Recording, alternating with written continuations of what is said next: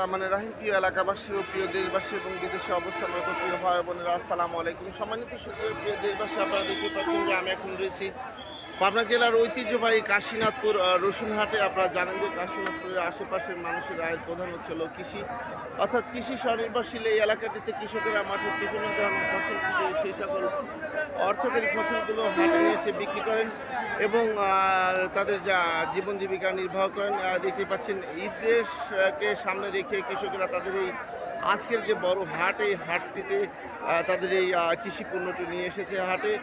তারা তাদের উদ্দেশ্য বিক্রি করে তাদের যে জীবন জীবিকা এবং যে ঈদের বাজার বা সমস্ত কিছু ক্রয় করার উদ্দেশ্য। সম্মানিত সুদীয় প্রিয় দেশবাসী, শুধু তাই নয়, এই হাট থেকে রসুন পরিবহন করে বাংলাদেশের বিভিন্ন প্রান্তে গিয়ে ভোক্তাদের চাহিদা সম্পূর্ণ করবে।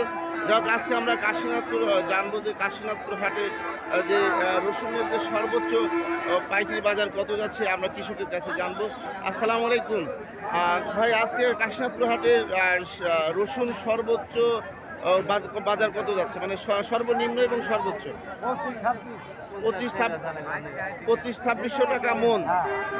সম্মানিত সুদীয় প্রিয় দেশবাসী, বুঝতেই পারছেন যে কাশীনাথপুর হাটে আজকে রসুনের সর্বোচ্চ পাইকারি বাজার যাচ্ছে 2500 টাকা থেকে 2600 টাকা মন। আমি আপনাদের মাঝে আবারও আপডেট নিউজ দিয়ে ফিরে আসবো ইনশাল্লাহ। আসসালামু আলাইকুম।